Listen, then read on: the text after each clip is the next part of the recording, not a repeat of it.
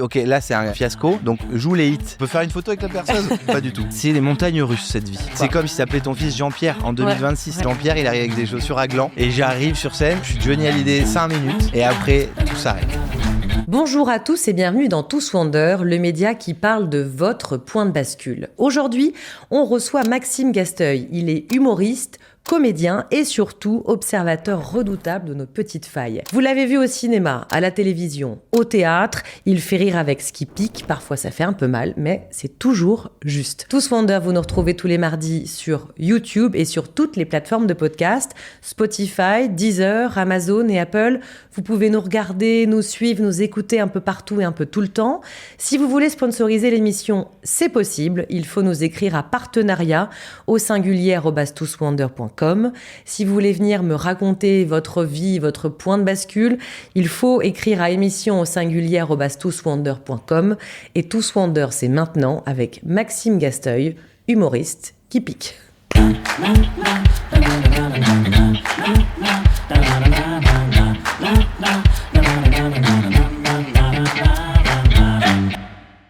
Maxime Gasteuil, merci d'être avec nous. Avec plaisir. Ça a été l'Arlésienne pour caler ce rendez-vous. Oui, parce que t'es tombé au moment de ma vie où j'avais un projet super mais à l'étranger. Ouais. Donc entre les Pays-Bas, la Belgique et la France, qui a été super mais très intense. Et en fait, j'ai très peu de coupures entre chaque voyage. Ouais. Du coup, là, je suis rentré, je suis à toi. Bah écoute, Mais merci. c'est vrai que ça a été compliqué. Ouais, ça a été complexe, mais je suis hyper contente. Même là, ça a été compliqué pour tout vous dire. Ce rendez-vous était à 14h et il est 14h30. Donc pour moi, c'était 14h30. Mais t'es arrivé Pour à l'heure Alexa, pour c'était toi 14 parce que t'es arrivé à 30. Oui, je suis désolé. Tu vois, c'est pas Pardonne-moi. très grave. Jusqu'au bout. Écoute, dans Tous Wonder, on commence chaud par un point de bascule. Ouais, Ton point de bascule que tu m'as donné, il est assez marrant, tu vas me raconter, c'est une histoire de fiasco. ouais, On est en 2015. ouais. C'est ta première date de tournée. Oui, T'es face à un BDE à Nantes, ils sont tous bourrés. ouais. Qu'est-ce qui va se passer? C'est l'enfer. En fait, si tu veux, c'est moi j'ai un ami que j'ai rencontré dans ma vie parisienne qui est mon producteur aujourd'hui, Ouais. qui était producteur avant qu'on se rencontre. Et donc on fait tout ensemble, vraiment même jusqu'à nos vacances, tu vois. Et ce gars-là croit en moi très fort. Il me le montre dès le début, les premières secondes où je le rencontre. Il me met à Paris dans un petit théâtre et puis il me dit putain, t'as ta première date de tournée achetée à Nantes. Et il m'explique pas trop. Pour moi, je vais dans un théâtre et tout. Et on arrive à Nantes. On vient nous chercher avec un Renault Espace. Je m'en souviendrai toute ma vie. Tout est vrai. Parce que vous allez croire que c'est une vanne, mais c'est vrai. À l'arrière, les sièges, c'est des sièges de jardin blancs dans le Renault Espace. Ah ouais. C'est-à-dire qu'il y a les deux sièges de voitures Ouais. normaux. Et derrière, il y a plus rien. Ouais. C'est comme l'arrière d'un camion et des sièges de jardin Mais il est à qui qui ce sont van? vissés sur le sol du truc. On vient nous chercher avec ça. Je dis ah, très bonne vanne. Mais c'est Très, pas très une bonne vanne. vanne. Ouais. Mais c'est pas du tout une vanne. C'est Et horrible. on est à Nantes centre à la gare et on quitte Nantes. Je dis à mon prod, mais c'est pas du tout à Nantes. Oui, mais c'est pas loin, c'est en banlieue. Là, nous voilà passés devant des hangars. Je dis, je joue pas là quand même. Il me dit, oui, c'est comme des salles des fêtes. En fait, j'apprends que c'est un BDE d'école qui, avec les sous du BDE, Ouais. a acheté mon spectacle, qui à l'époque avoisinait en prix le prix d'un paquet de curly avec un coca. D'accord. Voilà. Donc tu pouvais t'offrir Maxime Gasteuil assez Ouais. facilement. Ouais. J'arrive dans la salle, il y a une scène, le setup, normalement les lumières sont comme toi, accrochées au plafond. Là, elles sont par terre. Je n'avais jamais vu ça. Le régisseur n'est pas là, c'est mon producteur qui va passer les bandes son et les lumières. Qu'on voit sur scène parce qu'il est même pas caché. Donc il y a un bureau avec des platines et des potards. C'est horrible. Oui, c'est l'enfer. Et moi, je vais dans la loge. Mais qui là, est- tu te dis, je le fais. Enfin, ils Bah ont oui, je acheté suis le trop truc. content. Moi, c'est ma première ouais. date, tu vois. Je me Ouais. dis, il y a du public et ils sont 600. Ouais. Ah oui, ils sont T'imagines 600. C'est Ah la ouais, première ouais. fois de ma vie que je vais jouer devant Ouais, 600. donc t'es quand même content. Plein, pas un siège de libre. Je vais j'allais dire la loge, mais justement, c'est des vestiaires de sport. Bah, je commence à m'inquiéter un peu. Et je commence à passer la coursive qui me donne accès sur la salle visuellement et je vois le long de la salle des tireuses à bière. Mais genre 10 tireuses à bière. Et ça a bu déjà, tu vois. Les verres ont vraiment été échangés. Et au fond, pareil, toujours pas une vanne avec le Renault Espace et tout ça. Un ventriglisse avec tu sais, ces trucs gonflables là. Ouais, je vois très bien. Tu vois, pour les enfants, les châteaux. Bien sûr, bien Et sûr. des adultes en train de sauter et se jeter pour glisser dedans. Avant ton spectacle. Oui, tout ça au milieu de cette salle des fêtes où il y a les chaises face à la scène. L'enfer. Je me dis, c'est pas possible, mais qu'est-ce que c'est? Et dans la coulisse, j'entends Maxime. Genre, je suis Michael Jackson, je me dis, ces gens ont voulu voir mon spectacle ce soir. Ouais. Pas du tout, ces gens sont ivres morts, ils savent qu'il y a un gars qui s'appelle Maxime qui va monter sur Qui scène. arrive. Et j'arrive sur scène et je suis Johnny Hallyday 5 minutes et après, tout s'arrête. Je commence à jouer mon show. Un mec se lève, il me dit, tu veux que je monte sur scène? Moi, pour la vanne et l'audace, je dis, bah vas-y, monte. Le gars monte. Donc là, je suis pétrifié parce que c'est la première fois que je commence à faire ça, tu vois, avec autant de monde. Ouais.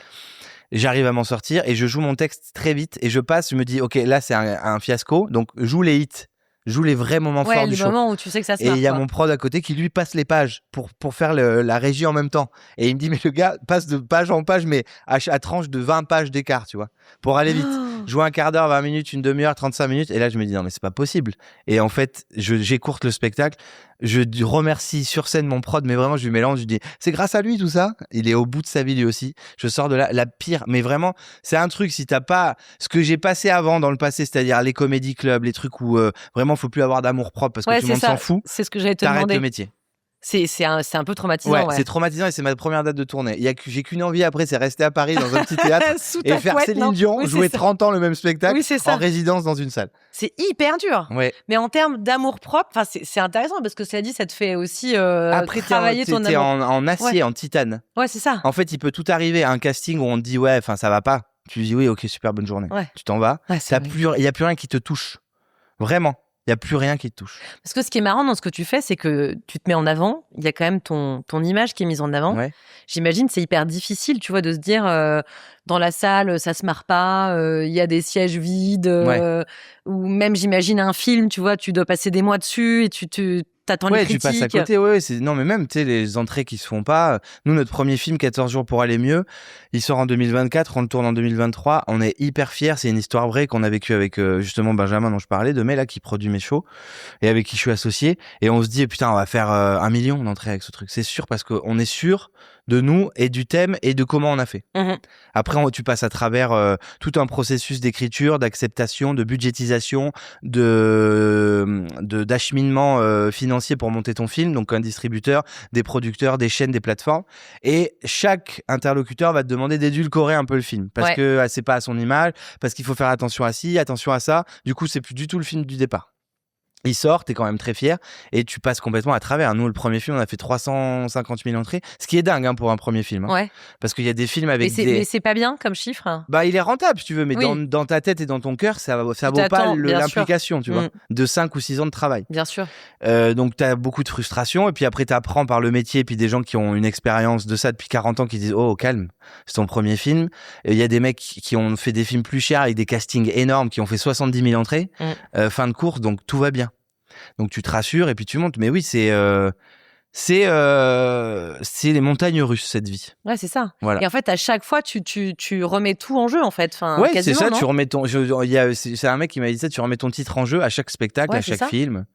Sauf quand tu commences à avoir mais c'est à force de travail et d'implication aussi, tu vois, t'as un petit cheminement où quand tu touches un peu la grâce à chaque projet, t'as en fait le public qui commence à te suivre, et je dis pas qu'ils viendront à chaque merde aussi que tu feras, mais t'as quand même la chance d'avoir des gens qui t'aiment et qui vont venir voir. Oui, t'as un public, quoi, t'as des gens qui suivent. Par curiosité, bien sûr, ton nouveau projet. Donc ça, c'est trop bien, tu vois. Mais il faut avoir une rigueur aussi avec soi-même, c'est-à-dire qu'on vit dans un monde très privilégié, où en dehors de l'argent et de la notoriété, on vit notre rêve en fait. C'est-à-dire que moi je me lève le matin, je bosse pas, je m'éclate. Comme toi tu dois kiffer, on en a parlé, tu vois, t'as changé complètement de vie. Moi c'est ce privilège-là, il vaut tout l'or du monde. En fait, c'est même pas une histoire d'argent ou quoi, c'est une histoire de se réveiller. Et moi, ma vie, c'est rire et écrire des conneries et des films à travers ça. Et j'espère que je ferai autre chose aussi, des films moins marrants. Mais je passe des journées extraordinaires tous les jours. Tous les jours. Oui. Alors, mais tu vas faire vachement d'envieux là. Non, mais je veux dire, en fait, tout le monde va avoir envie de faire de l'humour. Mais c'est comme un cuisinier qui aime ça, ou un garagiste, ou un carrossier qui adore retaper des bagnoles. Tu vois, j'ai rencontré plein de gens qui sont passionnés par leur boulot, mais ça, c'est le privilège premier. Donc, on se doit aussi d'être rigoureux dans ce qu'on fait. Bien sûr. C'est-à-dire que tu prends le temps, tu bâcles pas, et puis parfois, t'as tout mis et ça passe pas, et puis c'est pas grave, quoi.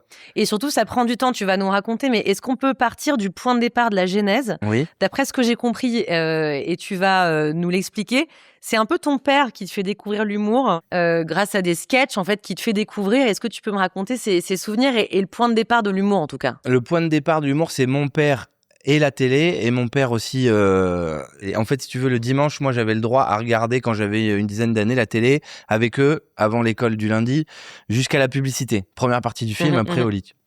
Et le dimanche, c'est vraiment genre les vrais gros films master, un peu les films avec Bourvil, De Funès, Les Coluche, Bronzés, les Bronzés, tout ça. les films du notre dimanche époque, soir, tu quoi. vois. Bien Où sûr. vraiment tu tapes des barres et je vois mon père rigoler, mais comme un ouf, tu vois, petit. Et je me dis, putain, ça. Parce que moi, je le fais rire aussi, dans la vie, mon Ouais. père. Donc je me dis, jusqu'à 8 ans, je me dis, bah moi, je suis la resta de mon daron, en fait. Il rigole que quand je suis là, quoi. Et je le vois rire après. Pas de jalousie, tu vois, mais je me dis, putain, ces mecs, ils font ça, mais vraiment, Ça a l'air après, bien, tu comprends le film et tout, ça a l'air bien. Et mon père, dans la vie, est très marrant. C'est un gars qui va passer sa journée, alors pas toutes les journées, mais une ou deux fois dans la semaine, il va te raconter un rendez-vous avec quelqu'un qui l'a fait. Du coup, il imite le gars, comment ça s'est. Et vraiment, tu tombes. Mon entourage te le dira, ma femme, tout le monde, très très fort. Ouais. Donc, je suis bercé là-dedans aussi, tu vois. Depuis tout petit, il raconte ses conneries, il fait des grimaces et tout.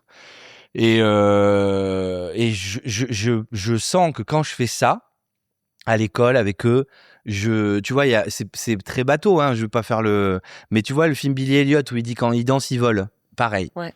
En fait, tout s'arrête. Je suis très bien dans ce moment-là de ma vie. La minute où ça rigole et je fais l'idiot, il y a un truc, tu vois, un peu céleste de. Parce que moi, je suis pas ouf à l'école. Je suis un peu turbulent. Je suis pas un ange. Je suis pas. Mes parents même, hein. Mais je suis pas. Mes parents bien. même, j'adore. Non, mais je veux dire. Je te rassure, mais. Non, mais je veux dire, je suis pas l'enfant magnifique sous tout rapport, tu vois. Bien sûr, ouais.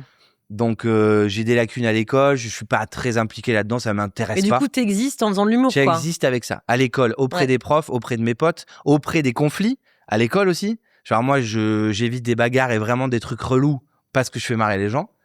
Mes parents aussi, les conflits, tu vois, avec les notes ou des trucs qui sont un peu casse-couilles pour eux, Mhm. je m'en sors parce que je les fais marrer, je l'humour. désamorce. Et mon père fait ça aussi, tu vois, donc c'est un peu une arme qu'il a lui que j'ai pris, quoi. Quand il y a des conflits avec ma Ça rhum, sert, hein. ouais, ça sert. Ouais. Donc, Mais même aujourd'hui, enfin, oui, j'imagine même que ça dans te la sert. vie, tu vois. Ouais, ouais. Après, bon, il faut faire attention parce que moi, ma femme me dit souvent, tu vois, il faut arrêter de rire de tout. Il y a des trucs importants, tu vois. Ouais, ouais. Donc, j'ai pris du recul aussi avec ça parce que moi, je suis vraiment, au bout d'un moment, ça peut être lourdingue. Et je m'en sors avec ça et je me dis, putain, mais c'est ça que je veux faire. Après, je le mets là dans un tiroir bien au fond. Parce que malheureusement, tu grandis pas dans une famille, et on est tous les mêmes, dans une famille où on te dit, plus tard, tu vas être un chanteur, toi. Tu Bah vas non, être un c'est sûr, acteur, toi. c'est clair. Et tu peux faire ça, toi. Ouais. Parce que c'est possible. Oui, t'es un enfant, mais si t'as des rêves, fais-les. Alors, j'en veux pas à mes parents, mais c'est pas Mais comme tes ça qu'on parents, grandit. est-ce qu'ils étaient du genre à te pousser à l'école, même si t'étais pas très bon? Bien Est-ce sûr. que du coup, c'était un peu Ouais, ils voulaient que je complexe. ramène des bonnes notes et puis ils essayaient, tu vois, de m'inculquer une éducation saine en me disant, mec, c'est important en fait. Voilà. Juste, tu fais ce que tu veux, mais si Ton père, il était charpentier, c'est ça? il est encore, ouais. Il est encore. Ouais. Il a énormément bossé. C'est ce Ouais. que je t'ai entendu raconter. Ouais. Bah en fait, il a grandi dans une famille où mon grand-père avait cette société dans le bois qu'il a repris, et ma grand-mère avait un resto. Donc mon père, il a grandi avec les clients du resto, les employés de la boîte de charpente et menuiserie. On venait le chercher au train. C'était des clients de ma grand-mère qui venaient le chercher le soir à l'école parce qu'elle allait bosser. Donc lui, il a vu que ses parents trimer toute sa vie. Donc pour lui, le moteur, c'était le boulot. Il faut se lever tôt. Et il me sortait cette phrase que je pouvais plus piffrer. L'avenir appartient à ceux qui se lèvent tôt. Non. Enfin, moi, j'ai pas envie, en fait. Si Est-ce je que veux tu me te lever lèves à tôt 11h, je me lève à 11h. Mais tu te lèves à quelle heure aujourd'hui? Non, mais je me lève très tôt parce que j'ai un enfant. Mais avant d'avoir ma fille, je me levais aussi parce que j'avais des rendez-vous et des trucs à remplir. Mais je suis pas Non, mais ce c'est gars. vrai qu'elle est chiante, cette phrase. Tu vois, et moi, Ouais. je me forçais à me lever quand j'étais étudiant pour lui montrer que j'étais un super fils. Donc, je me levais à 6h, je me mettais 3 claques. Il m'appelait parce qu'il m'appelle tous les jours très tôt le matin. Et je disais, ouais, super. Je faisais rien, mais je m'inventais une vie. Ouais, j'ai fait ça, puis là, après, je vais faire ça. Non. Pour le rendre fier. Ouais, voilà. Et donc, il aurait eu envie que tu reprennes sa boîte Ouais, il aurait de eu charpente. envie que je reprenne ça parce qu'il y avait le lien familial. En fait, si tu veux, cette société avait été créée par mon arrière-grand-père. Mon grand-père l'a repris, mon père l'a repris. Ah ouais. Et c'est une grande Donc, famille. Il s'attendait quand même à ce que tu reprennes le truc. Oui, quoi. oui, c'est une grande famille des métiers du bois dans le Bordelais qui travaille depuis très longtemps pour plein de propriétaires terriens et de propriétaires viticoles qui ont des belles propriétés. Donc, ils ont refait beaucoup de cuviers, de trucs là-bas qui sont classés. Donc, oui, il y avait un truc aussi d'art en lien avec le boulot qui était assez essentiel et majestueux pour eux dans ce qu'ils font. Ils sont très passionnés, tu vois. Donc, moi, j'ai grandi avec eux. J'ai beaucoup bossé les étés avec mon père. Mais j'avais ce truc-là de putain. Et puis il y a cette phrase à la con. Mais heureusement qu'on a grandi une génération à cheval parce que il y avait la télé qui nous a permis aussi de nous dire c'est possible puisqu'ils le font. Moi, j'en c'est veux pas à possible, mes mais parents. ça paraît compliqué quand même. Tu vois, Ouais, tu mais dis, mes parents et mes grands-parents, tu vois, le vedettariat, c'était qu'à la télé, en noir et blanc, il y avait 3 chaînes, bien sûr. c'était inaccessible. Ouais, c'est Mes vrai. parents, c'est ce qu'ils m'ont inculqué aussi, malgré la Star Academy qui a commencé à exister, Mm. la nouvelle star et tout. Mais, tu vois, Graines de Star, tu vois, du Jardin, Brice de Nice, tu vois, tous ces trucs, j'ai dit, putain, il y a une étincelle qui clignote quand même. Tu te dis, c'est possible C'est possible. d'aller là-bas. Mais c'est pas facile. Non, c'est pas Enfin, facile. Mais en fait, je crois que c'est... tu grandis pas non plus. Enfin, Non, non, non. je dis pas que ceux qui naissent à Paris c'est plus facile, mais quand même, t'as quand même plus Oui, accès à des t'as des cours, conservatoires. De toute à des façon, conservatoires, même ouais. si tu grandis en province et que tu veux faire ce métier, tu vas faire des conservatoires, des cours de théâtre, T'es tu vas obligé. repartir à Paris et tu vas faire tout ce que tu as perdu à Bordeaux Ouais. ou à Lyon ou à Marseille, tu vas le refaire à Ah, Paris. c'est ça. Donc autant Alors aller moi, tout de ce que suite je dans le note, c'est mal. assez marrant, c'est que tu t'installes du coup à 22 ans à Paris. Ouais. Donc là, tu leur dis à tes parents, je reprends pas la boîte familiale, Non. je suis mon rêve. Enfin, je reprends pas. Je leur dis, je veux faire ça, quoi. Je veux faire ça. Enfin, Ouais. avant, tu fais des petits boulots, non, c'est ça? Pompiste, vendanger, serveur. tu Ouais, fais plein de petits trucs, j'ai travaillé dans la fringue, enfin comme tout le monde, tu vois. Comme j'ai fait que des études professionnelles, j'étais toujours une semaine à l'école, une semaine dans une société.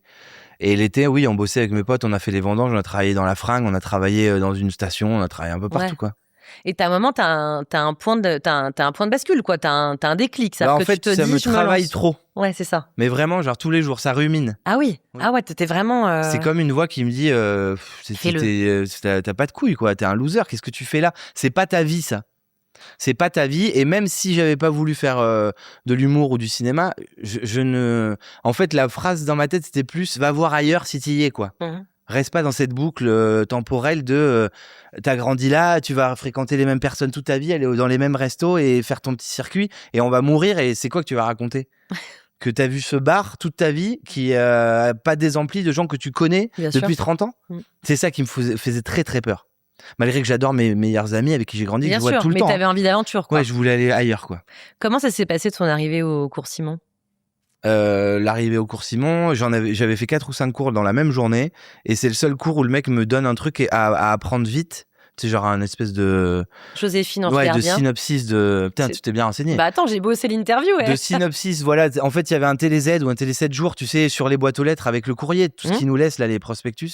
Et il me dit, lisez ça, vous revenez dans 1 heure et vous me le faites sur le plateau.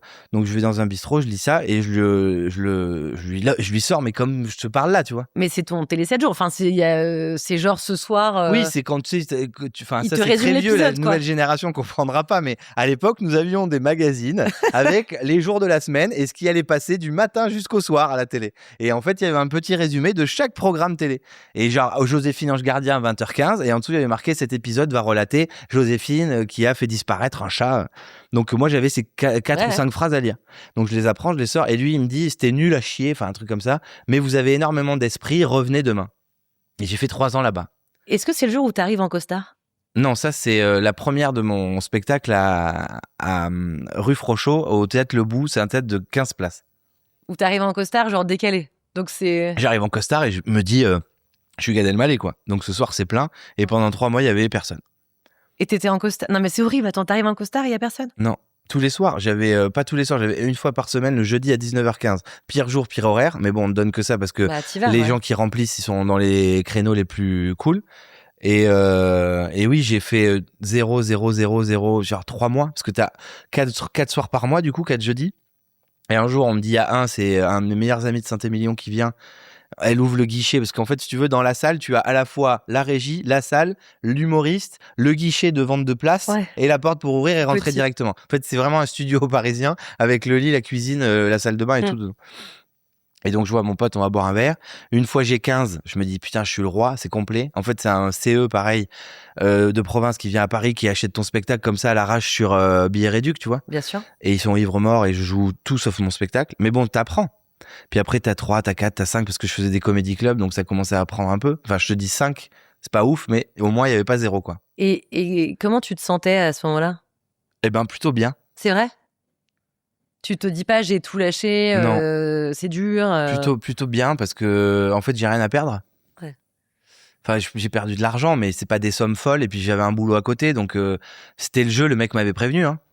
En fait, tu te fais un peu avoir quand t'arrives, t'as un minimum garanti que le théâtre, tu lui dois. Donc, par exemple, t'as un minimum garanti par soir de 150 €. Mhm. Si tu ne vends pas 150 € de tickets, tu lui dois 150 euros. Si tu as vendu 75, tu dois lui rendre 75. D'accord. Et au-dessus de 150, l'argent, tu fais 50-50 avec la salle. Donc, tu gagnes jamais d'oseille. Non, jamais. Mais donc, t'as pas conservé ce stress de personne ne vient, c'est vide. Bah, en fait, c'est des années un peu terrifiantes parce que après, tu connais le succès, tu remplis des zéniths, donc tu te dis les deux sont dingues en fait. C'est possible, tu vois. Donc aujourd'hui, tu me demandes de retourner là-bas, j'y vais pas, hein, du tout. Pourquoi ? C'est un cauchemar. Ouais. Parce que je souffrais pas, mais je sais ce que ça vaut. Je sais ce que ça fait, donc j'ai pas envie de retourner là-bas. Non. Non. C'est quand même pas très agréable. Non, non, mais c'est en fait, si tu veux, tu connais pas les grandes salles et le succès et le rempli. Donc pour toi, 5, c'est ton Olympia. C'est ton climax, quoi. Donc t'es trop bien. Et 10, c'est fou. Et 20, c'est dingue. Et quand tu commences à faire après des cafés-théâtres où ils sont 80, même si c'est gratuit, ils repartent au chapeau, ils sont quand même 80 à vouloir voir ton spectacle. T'es comme un fou. Ouais, je comprends. C'est quoi le plus stressant ? C'est les cafés-théâtres où tu vois les rangs, les gens qui sont assis, ou c'est les zéniths où tu vois pas grand-chose, j'imagine ? Moi, c'est pas du tout de l'ego, mais je suis plus à l'aise devant 8000 personnes que devant 10. Parce que tu vois, j'ai refait des cafés-théâtres entre-temps, hein, malgré ce qui se passe. Et je m'en sors très bien, mais c'est pas du tout mon truc. Comment ça s'est passé entre le café-théâtre et les zéniths, tu vois ? Est-ce qu'il y a une personne à un moment qui t'a repéré tu vois, est-ce que c'est un coup de peau ? C'est quoi en fait ? Non, c'est Benjamin toujours derrière. En fait, c'est une équipe tout ça, parce que t'es pas tout seul. Bien sûr. Donc la famille que je me suis créée dès le début, c'est la même aujourd'hui. Ça fait plus de 10 ans. Motivateur Benjamin, il voit que ça se passe bien sur scène et que j'ai pas de lacunes ou de choses à bosser, même si le temps fera les choses. Je rencontre Édouard Pluvieux qui devient mon co-auteur. Donc est très talentueux, et puis mec de province qui a grandi à Angoulême, qui est parisien, donc on a les mêmes vibes. Ouais. Benjamin Demey, pareil, Dijon, Paris, on se comprend. Ouais. Et après, si tu veux, les réseaux arrivent courant 2015 aussi, hein. Je crois que j'ai Insta à partir de 13, mais pour poster des photos de mes vacances, comme tout le monde au début. Et à partir de 2015, ça devient sérieux, je fais des trucs, tu vois. Alors, il y a personne. Donc, à la fois pour ceux qui te connaissent pas, il y en a encore un peu. Ouais. Bien sûr, attends, ça va pas ou quoi ? T'émerges aussi sur les réseaux sociaux. En fait, parallèlement, donc tu fais de la scène et t'as une chaîne YouTube. Et sur Insta, et tu fais des sketchs, et donc ça va prendre aussi comme ça. Bah, YouTube, je le fais, mais je suis ni Cyprien, ni Squeezie, ni tous ces mecs très talentueux, parce que je suis un peu détaché de cette génération, donc j'y vais, mais un peu à tâtons. T'es un peu plus vieux. Ouais, voilà. Légèrement. J'ai du mal, tu vois, à me filmer et tout ça. C'est vraiment un exercice très particulier. Ouais. Et puis, je trouve mon compte sur Insta, moi. Insta, j'aime bien, c'est rapide, c'est intuitif, c'est mon délire, quoi. Donc, je commence des stories, je fais des vidéos. Et puis 2015, pareil, ça vivote un peu. Et 2017, je fais 2 vidéos vraiment qui tiltent, qui font 1, 2 ou 3 millions de vues. Et là, je commence à rentrer dans un système où je m'éclate à raconter des conneries que je mettrais pas sur scène, sur Instagram. Pour pas que les gens se disent, ouais, mais mec, on a tout vu sur Insta, on va te découvrir sur scène, c'est nul. Et comme moi, j'avais boxé déjà sur scène, je savais que quand ils allaient venir, j'étais prêt à les recevoir.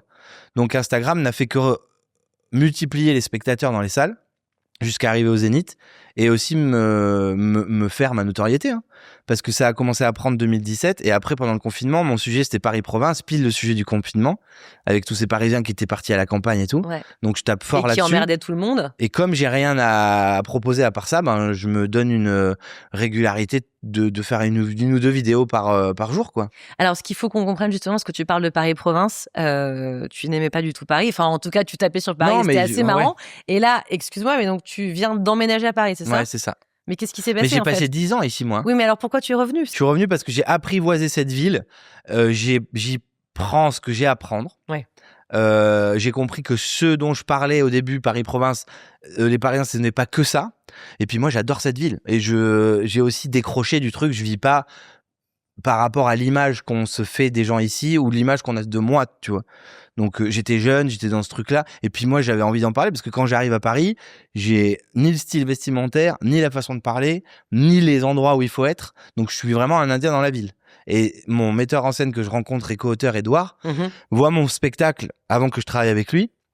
Et me dit, mec, mais tout ton spectacle, c'est de la merde, à part ce quart d'heure où tu parles de Watt, qui est un provincial perdu, la voiture sans permis, les PMU, tout le truc, qui arrive à Paris et qui est complètement désorienté. Et du coup, on a étiré ça, et vit le premier spectacle, Maxime Gasteuil arrive en ville. Et alors, qu'est-ce qui t'a Qu'est-ce qui t'a fait marrer, tu vois, quand t'es arrivé à Paris? Qu'est-ce qui t'a surpris? Mais plein de choses. Le civisme que la province n'a pas, mais ça c'est genre Paris et tout le reste de la France très différent. Les bonjours, merci, au revoir, s'il vous plaît. Dans les tabacs où les mecs rentrent Marlboro Light, ils payent et ils s'en Il vont. se barre, ouais. Marlboro Light, c'est un pyramide en fait, Marlboro Light. En Et deux. Très très spécial, tu vois. C'est clair. Et c'est vraiment, je l'ai vraiment vu. Alors c'est pas que Paris, c'est pas que ça, tu vois.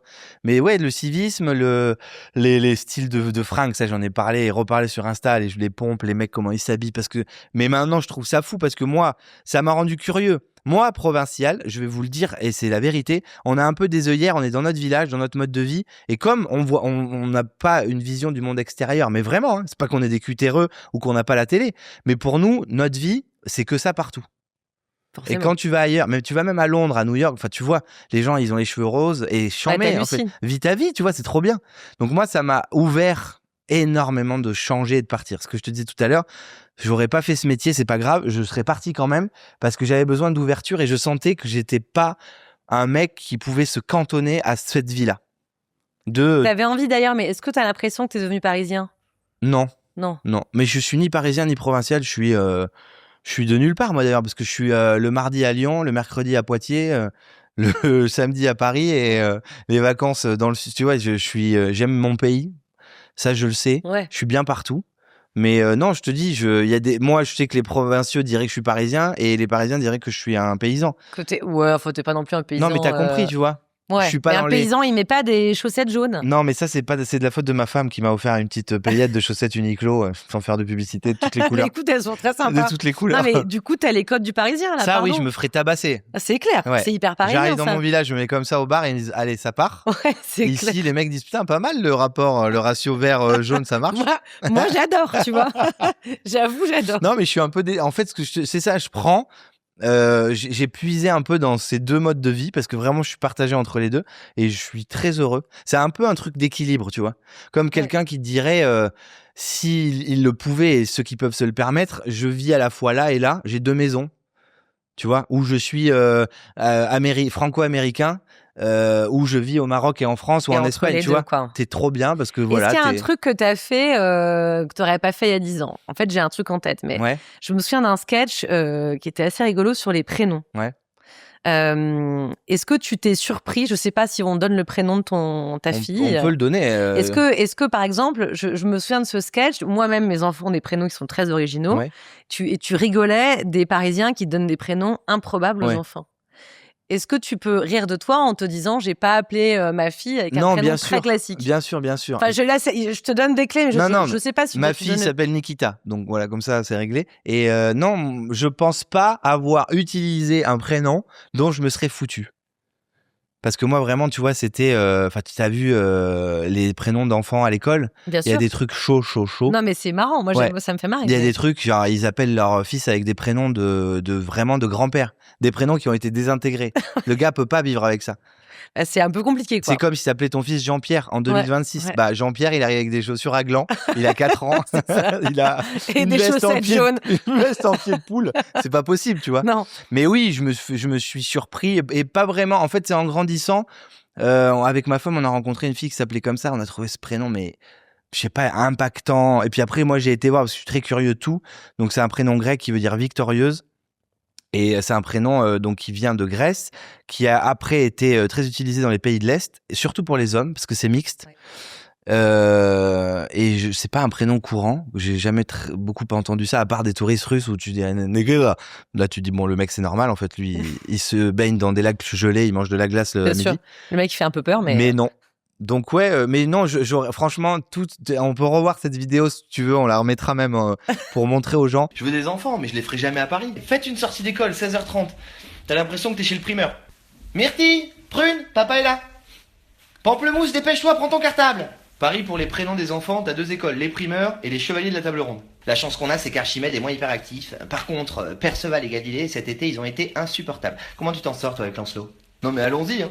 Pas de problème. Partons dans les plantes et les épices. Coriandre, arrête d'embêter ton frère. Paprika, tu lui rends sa trottinette. Donc il y a plus de limite. Non mais partons dans les vieux métiers aussi. Qu'est-ce que vous faites les enfants là ? Ébéniste, pose ta fourchette, Scribe, tu manges et après on fait les devoirs. Non mais au rythme où ça va, allons dans les légumes oubliés. Patate douce, topinambour. Dépêchez-vous, le bus va partir. À Paris, dans 10 piges, une sortie d'école, c'est le tiercé dans l'ordre. Rose des vents, papa est là. Oui, voilà. Excusez-moi madame, je cherche mon fils depuis tout à l'heure, vous l'auriez pas vu? Non? Casaque bleu, toque orange, ça vous dit rien? Bon. Tornado? Non, moi, là où je me foutais de la gueule des gens, c'est vraiment les métiers oubliés, ébénistes, vraiment patate douce. J'allais trop loin, mais c'est vraiment ce genre de truc où non, je peux pas. En fait, moi, ce qui me fait marrer, c'est que j'ai l'impression que t'as quand même... T'as évolué, quoi. Oui, j'ai évolué. Tu vois, c'est-à-dire que mais ça, je suis très fier de ça. Tu te moquais un peu de ce que t'es peut-être devenu aujourd'hui, quoi. Oui. Et il y avait un peu une frustration, parce que quand t'arrives de la campagne, t'arrives à Paris, que tu te fais un peu bâcher par les gens que tu connais pas, qui te regardent comme ça, qui te mettent en dehors. Ouais. T'es en dehors, quoi. T'es en marge tout le temps. Au bout d'un moment, t'as un problème, tu vois. Donc, tu te dis, c'est même pas de la tristesse, mais tu sais, t'es tellement... parce que toi, tu crois que ça va, quoi. Donc, tu leur en veux. Et moi, je passais mon défoulement sur ça, quoi. Sur scène. Ouais, c'était ça, en fait. Ouais. Ça a été un peu une thérapie, la scène et les vidéos comme ça. Comment ça s'est passé, justement, cette notoriété? C'est-à-dire qu'en fait... tu dis, je suis un provincial à Paris, enfin, je suis un peu de partout, d'ici et d'ailleurs. Mais aujourd'hui, partout, les gens te reconnaissent. C'est-à-dire que comment ça s'est passé, ce moment où... Le mec de la clim, là, le mec qui répare la clim, il m'a pas reconnu. Hein, il t'a pas reconnu dans le couloir? Sinon, il aurait arrêté de faire des trous. Hein. Tu m'étonnes. Putain, on peut faire une photo avec la personne? Pas du tout. Mais est-ce que t'as un souvenir, tu vois, une des premières fois où quelqu'un t'a reconnu, où tu te dis j'ai réussi, enfin, tu vois, qu'est-ce que ça fait? Les premières fois, ça flatte énormément l'ego. Et puis surtout, quand les gens viennent te voir, ils disent j'ai kiffé ça. Ouais. Donc il y a une espèce de... Moi, là où mon parcours scolaire est chaotique, là c'est comme si un mec que je connais pas vient de me donner un 20, tu vois. Et super devoir. Ouais. C'est bon. Merci. Ça c'est signé. Ouais, super. Tu peux donner le carnet à tes parents, c'est pas la peine qu'ils le signent, il est nickel. Donc c'est des appréciations de vie, c'est trop beau, tu vois. Donc t'es reconnaissant, t'es très fier. Et après ça se fait, comme tu disais, comme les salles tout à l'heure, passer de 0 à 7000 ou de pas connu à connu.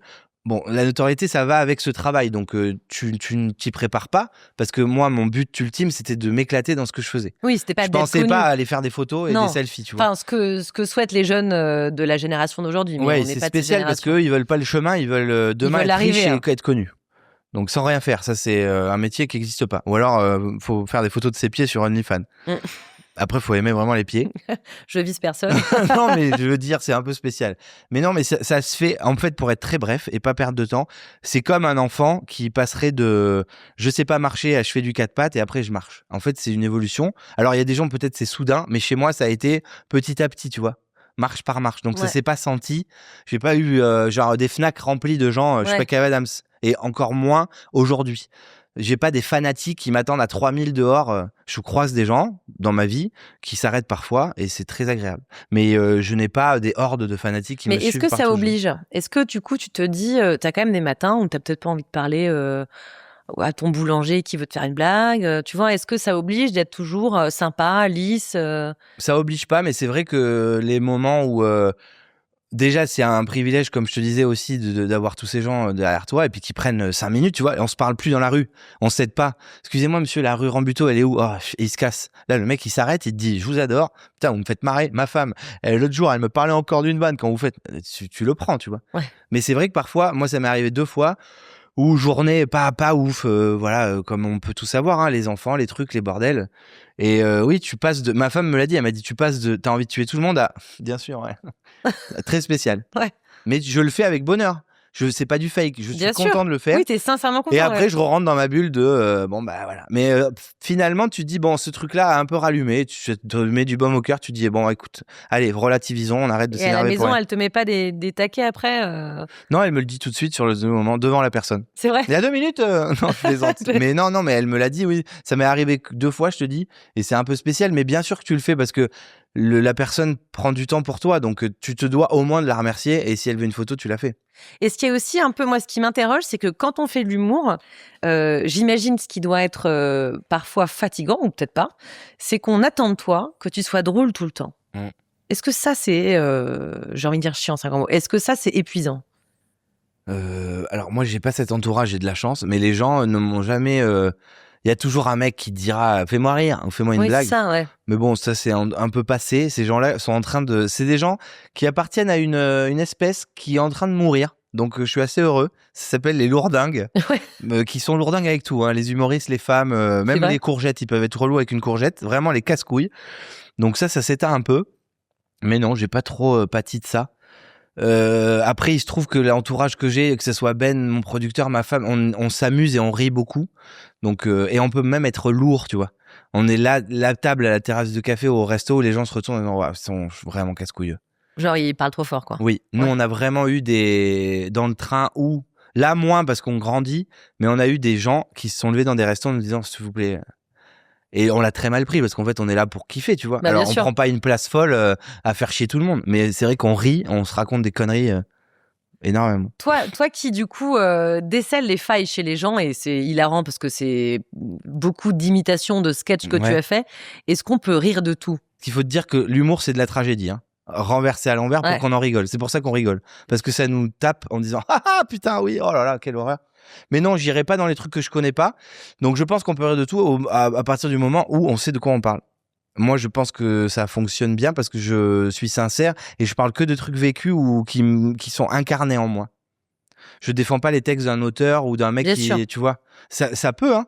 Tu travailles parce avec des que- auteurs qui t'amènent dans des coins, dans des vannes et tu te dis putain, ouais, mais c'est pas mon truc. Parce on a reçu ici Mathieu Madénian, à Ouais. qui j'ai posé la même question, parce qu'il a bossé pour Charlie aussi. Bien tu vois, sûr. c'était intéressant.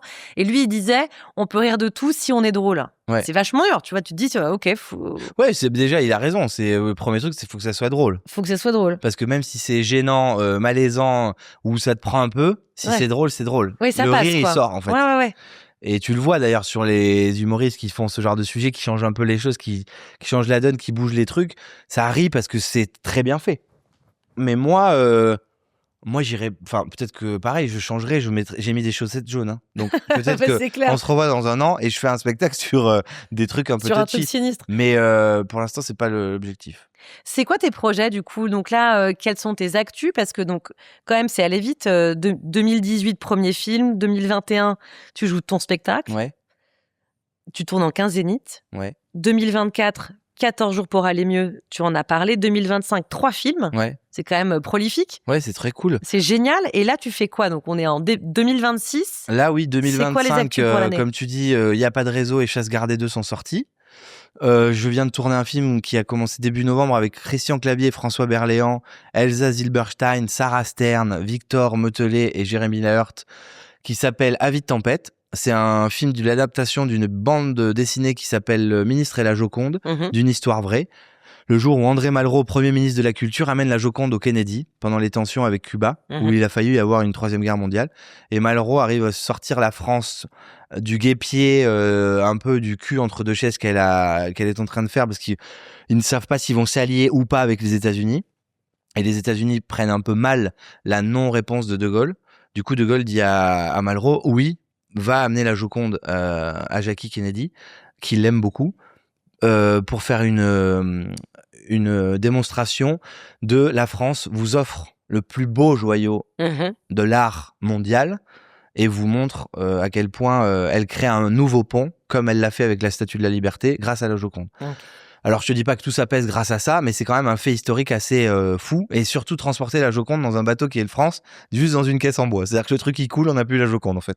Donc, vraiment, équipe de fous furieux sur un bateau pour aller à New York. Le film est extraordinairement marrant et très premier degré aussi, parce qu'il y a un risque quand même de la perdre. Il y a pas mal de gens qui vont vouloir la voler.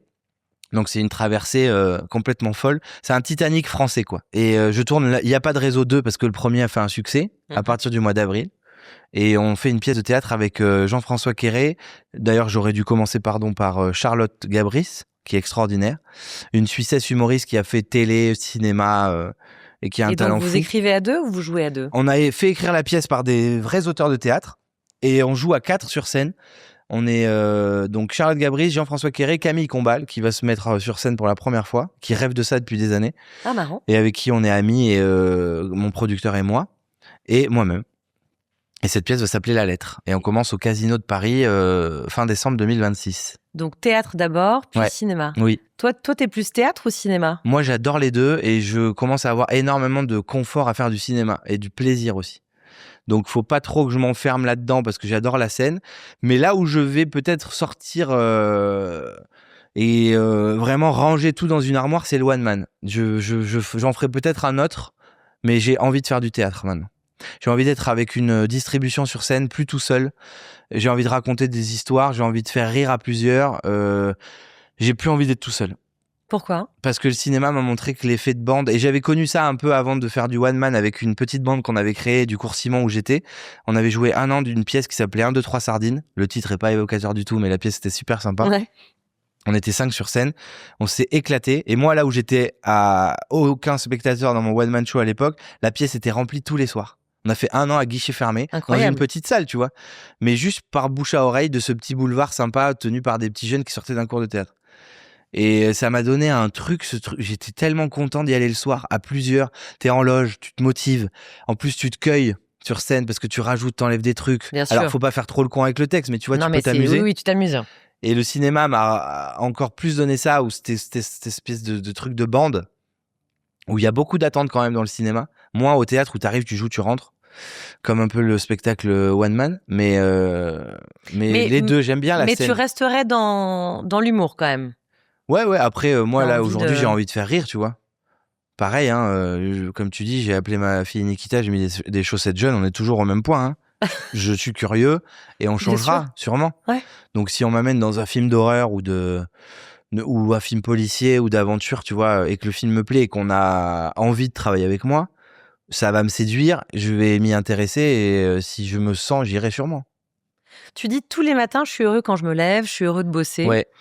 Est-ce qu'il peut exister une forme de lassitude ? Est-ce qu'à un moment, on peut aussi craquer ? Parce qu'il y a aussi des comédiens qui font des burn-out, des musiciens. Pareil, là aussi, on a reçu ici Camaro, tu vois, qui nous racontait que au sommet de son truc, en fait, il craque. Ouais. C'est trop. Est-ce que tu sens que ça peut t'arriver ? Est-ce que Ben, ça t'est déjà arrivé ? Ça m'est arrivé parce que au sommet du truc, tu vois, même dans le One Man, là, dans les années 2022 jusqu'à 24, vraiment le climax où là, vraiment, j'enchaîne beaucoup de zénith, il y a les films, il y a tout.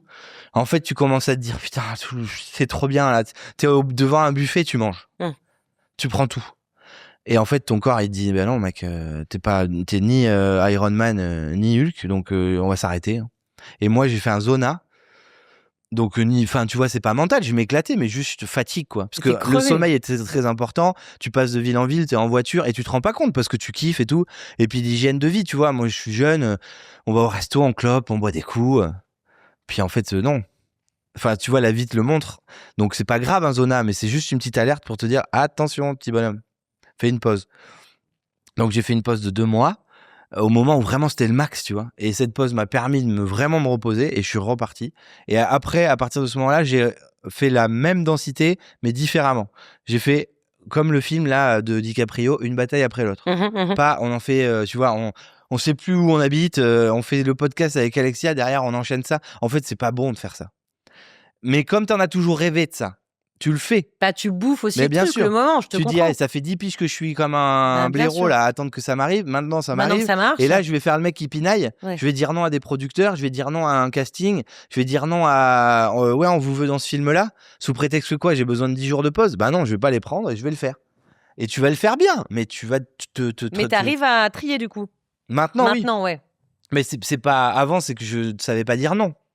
Maintenant, en fait, t'as peur de dire non parce que c'est périlleux. Tu te dis, si je dis non, ce mec-là ne me rappellera plus jamais. Et si je dis non, les gens ne viendront plus dans la salle. Et si je dis non, lui, il me reprendra plus sur un film. Alors que tout ça, c'est que ton cerveau qui te fait un lavage de cerveau, justement, en te disant, c'est une peur enfouie en toi. Ouais, c'est juste. Qui te dit un truc qui est complètement faux. Donc, tu réorganises aussi ta carrière et en termes de vie de famille, tu me le disais, là, par exemple, on avait fixé l'horaire aussi bien sûr. pour que tu puisses aller chercher ta fille. Oui. Ça, c'est aussi un truc des nouvelles générations. C'est-à-dire que là, tu te dis, moi, mes parents, ils ont bossé comme des dingues, les miens aussi d'ailleurs, mais moi, j'ai envie de faire différemment.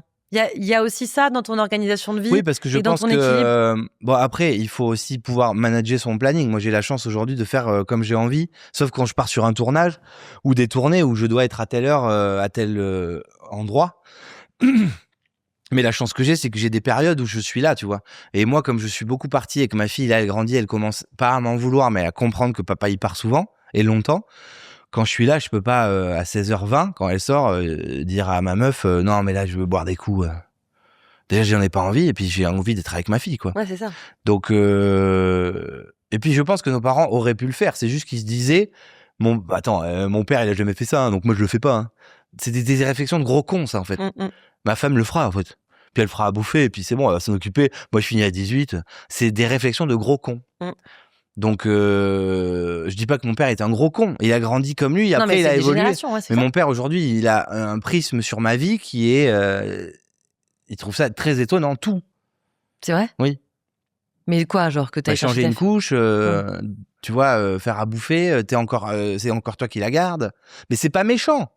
C'est le prisme dans lequel il a grandi. Et tu peux pas faire évoluer ça. Parce que c'est marqué. C'est comme les générations d'avant. C'est les visiteurs, en fait. Qu'est-ce que tu vas faire comprendre à quelqu'un qui vient du Moyen-Âge ? Il y a un téléphone portable qui existe et que tu peux appeler en 2 secondes quelqu'un au lieu d'aller faire 800 bornes à pied avec un cheval. Ouais. Bah non, il comprendra pas, lui. Ouais, c'est évident. Donc on est là-dedans. C'est juste que ça évolue. Et c'est super, il faut vivre avec son temps aussi. Moi, tu vois, j'ai appris à évoluer aussi. Là où le gros con des années 2000 pourrait dire, de toute façon, à Paris, j'en ai rien à branler, il y a que des gros connards à Paris. Ben non, il n'y a pas que des gros connards à Paris. Et Paris, c'est super. Et Paris, ça m'a appris énormément de trucs. Et ça m'a donné envie de voyager, de me cultiver, d'aller dans des musées, de rencontrer des gens fabuleux, de me heurter aussi à des trucs très compliqués qui ont fait de moi ce que je suis. Et c'est super. On arrive à la fin de cet entretien.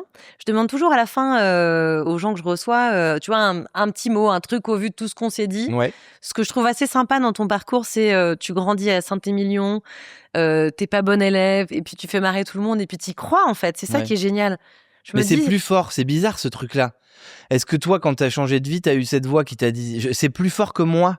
Je peux pas t'expliquer. En fait, c'est très prétentieux de ma part ce que je vais dire. Mais moi, quand j'étais jeune, j'imitais les trucs que je voyais à la télé, donc les rappeurs. Moi, c'était ma cam et j'écoute beaucoup de rap.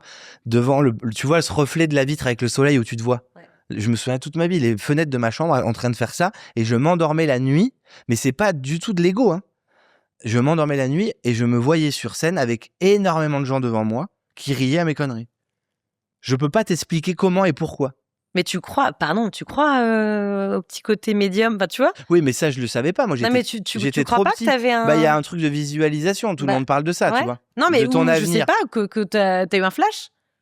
Je sais pas. En tout cas, c'est des souvenirs marquants de ça, où je dormais et mes rêves, c'était ça. Je savais plus ce que je disais parce que je m'entendais pas, tu vois. Mais je me vois faire et des gens, des bruits de fou. C'est génial. Alors, est-ce que c'est des espèces d'électrochocs des DVD que je regardais, tu vois, de Gad, de Jamel et tout ça? Tu vois, t'as des trucs comme quand tu regardes un film, t'as des prises la nuit, où je me voyais à leur place, tu vois. Je sais pas, mais en tout cas, c'est très marquant, ça. Mais est-ce que, tu vois, ton mot de la fin, ça peut être là-dessus, sur peut-être, j'imagine, des jeunes qui ont les mêmes envies que toi, ou ça peut être autre chose, hein, tu dis ce que tu veux, mais sur quoi tu as envie de conclure? En tout cas, moi, ce qui m'a marqué dans ce que tu m'as dit, c'est vraiment cette vision, cette vista, tu vois, tu te dis j'y vais et tout. Ou est-ce qu'il y a autre chose, peut-être en fait, dans ta carrière? Je crois que si c'est comme ce que tu as fait, tu as changé de vie. Si tu es partie prenante, c'est-à-dire toute ton âme, ton corps, ton cerveau a envie de faire quelque chose, tu ne peux pas ne pas le faire. Après, si tu le fais pas, c'est des fausses excuses. Ouais, mais j'y arriverai pas. Ouais, mais en fait, peut-être que tu vas pas y arriver tout de suite, mais tu vas forcément déclencher quelque chose qui va se passer bien. Après, bon, il faut le faire, hein. Il faut aller... faut bosser, quoi. Voilà, se mettre en avant. Si tu veux devenir cuistot, rentrer, ouvrir les portes d'une cuisine et dire je veux faire ce métier. Donc c'est croire en soi, foncer. Avoir un peu d'audace, quoi, et de l'audace. Et puis avoir un peu d'ego quand même, parce que c'est pas l'ego, c'est pas mauvais, hein. Non, c'est pas mauvais. L'ego, c'est vraiment un gilet de pare-balles, de se dire ouais super, vous inquiétez pas, tu vois. Et c'est pas méchant de dire ça à quelqu'un. C'est juste lui dire bougez pas, parce que moi vraiment j'ai de la route, quoi. Ah, c'est génial. Voilà. Donc croire en soi, nourrir son ego parce que c'est pas naze non plus et ça porte. Ouais, c'est ça. Et de l'audace. De l'audace, ouais. Ça, j'adore. Merci d'être venu. Mais merci pour tes mots au début quand on s'est rencontrés, ça m'a beaucoup touché et je suis très heureux d'être là. Merci et longue à toi. vie au podcast et à toi et à tous tes projets. Et à tous Wonders, si tu cherchais le nom du podcast. Non, mais je savais qu'on était des Wonders, mais je savais pas qu'on l'était tous. On est tous Wonders. Merci. Et pour tout le monde, tous Wonders, tous ceux qui nous regardent. Merci. C'est en tout cas tous les mardis. Merci. Toi, t'es là. I love you. Moi, je suis là. C'est tous les mardis et je vous dis donc à mardi prochain. Salut. Ciao.